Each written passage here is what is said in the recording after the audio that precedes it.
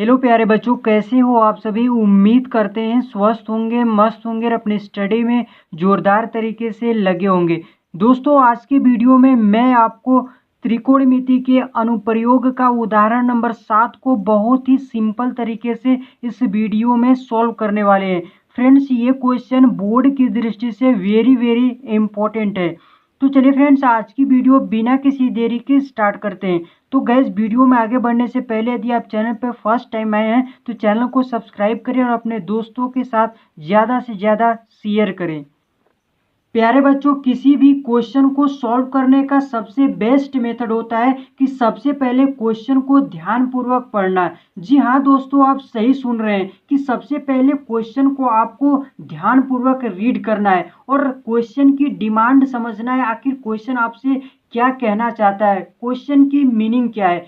जब तक ये नहीं समझेंगे दोस्त आप, तब तक आप उसके आंसर को नहीं ला सकते हैं। लिटरली बता रहा हूँ। तो चलिए इस क्वेश्चन को हम लोग ध्यान पूर्वक पढ़ लेते हैं, जो क्वेश्चन आपके स्क्रीन पे दिखाई दे रहा है। ठीक है, क्वेश्चन है कि एक नदी के पुल के एक बिंदु से, नदी के पुल पर एक बिंदु से नदी के सम्मुख किनारों के अवनमन कोण क्रमशः 30 डिग्री और 45 डिग्री दिया गया है। ठीक है, यदि पुल के किनारों से 3 मीटर की ऊंचाई पर स्थित है, यदि पुल जो है वो नदी से 3 मीटर की ऊंचाई पर स्थित है, तो हमें नदी की चौड़ाई ज्ञात करना है, ब्रीड्थ ऑफ नदी, रिवर की। ठीक है, तो दोस्तों हम इसको डायग्राम के थ्रू क्वेश्चन को समझने की प्रयास करते हैं। ठीक है, तो क्या बोल रहा है क्वेश्चन की नदी का एक पुल है, नदी पर एक पुल बनाया गया। ठीक है, ये नदी पर पुल बनाया गया है और नदी पर के पुल पर एक पॉइंट लिया गया, मान लेते हैं पी। ठीक है, और इस पी बिंदु की दोनों सम्मुख किनारे, नदी ये आपकी नदी है और नदी के किनारे पर दो बिंदु है ए और बी, और इस बिंदु की, इस पी बिंदु से जो अवनमन कोण है दोस्तों 30 डिग्री और 45 डिग्री आपको दिया गया है। ठीक है, तो अवनमन कोण हम समझ लेते हैं, आखिर अवनमन कोण होता है क्या। ठीक है, जब कोई व्यक्ति दोस्तों ऊपर से नीचे की वस्तुओं को देखता है तो दृष्टि रेखा और क्षैतिज रेखा के बीच जो एंगल बनता है, कोण बनता है, उसी को हम लोग अवनमन कोण कहते हैं। ठीक है, तो पी बिंदु से जब ए को देखेंगे तो यहाँ पर एक अवनमन कोण बनेगा, और जब पी से बी को देखेंगे तो यहाँ पर एक अवनमन कोण बनेगा। ठीक है, जिसमें से एक 30 डिग्री दिया गया है और एक आपके पास 45 डिग्री 45 डिग्री दिया गया है। ठीक है दोस्तों, और बोल रहा है क्वेश्चन में कि जो पुल की ऊंचाई है नदी से वो कितना दिया गया है, 3 मीटर दिया गया है। ठीक है, तो पी से इस रेखा पर एक परपेंडिकुलर अर्थात लंबवत रेखा खींचेंगे और जिसकी हाइट आपके पास क्या हो जाएगी दोस्तों, 3 मीटर, क्योंकि ये जो यहाँ पर मान लेते हैं एक पॉइंट डी है, यहाँ पर पी डी जो है वो पुल की ऊंचाई है नदी से। ठीक है, कितना मीटर है दिया गया है क्वेश्चन में, 3 मीटर दिया गया है। ठीक है, अब दोस्तों आपको फाइंड आउट क्या करना है, ए बी लेंथ, यही क्या है, नदी की चौड़ाई है। ओके दोस्तों, तो यहाँ पर हम देख रहे हैं कि ए बी की लेंथ हम डायरेक्ट नहीं निकाल सकते हैं। ठीक है, तो इसलिए हम यहाँ पर सबसे पहले इस त्रिभुज में साइन थीटा लगाकर एडी की वैल्यू निकालेंगे, उसके बाद इस त्रिभुज में पीडीबी में साइन थीटा लगाकर डीबी की वैल्यू निकालेंगे, फिर इन दोनों वैल्यू को आपस में जोड़ देंगे तो पूरा ए बी की लेंथ आ जाएगी, क्योंकि ए बी बराबर यहाँ पर हम लिख सकते हैं ए बी बराबर A D plus D B, क्योंकि ए डी और ए डी में डी बी जोड़ देंगे तो पूरी किसकी लेंथ आ जाएगी, ए बी की। तो आइए यहाँ पर लिखेंगे सबसे पहले त्रिभुज पी ए डी में, त्रिभुज पीएडी में साइन थीटा लगाएंगे।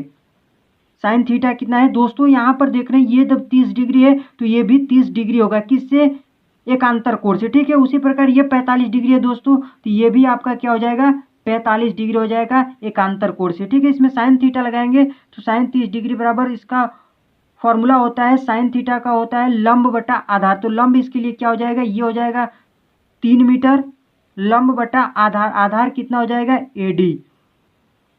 तो साइन 30 का वैल्यू होता है दोस्तों आपके पास 1/2 होता है। ठीक है, तो इधर हो जाएगा 3/AD।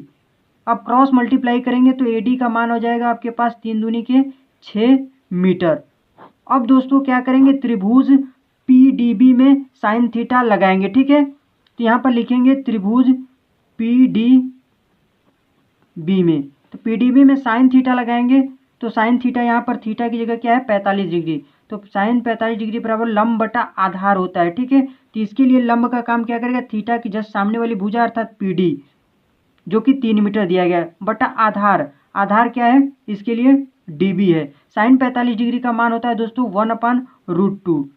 पीडी की वैल्यू क्या हो जाएगी दोस्तों, जो कि ऊंचाई है। ठीक है, 3 मीटर और डीबी हमें तो निकालना है। ठीक है, अब क्रॉस मल्टीप्लाई इसमें भी करेंगे तो डीबी बराबर हो जाएगा क्रॉस मल्टीप्लाई मतलब इस साइड इस तरह से, तो डीबी का 1 में मल्टी डीबी 3 में √2 का मल्टीप्लाई हो जाएगा तो आपके पास 3√2 हो जाएगा। ठीक है, तो अब हमें क्या निकालना है दोस्तों, ए बी लेंथ अर्थात नदी की चौड़ाई। तो यहाँ पर लिखेंगे नदी की चौड़ाई।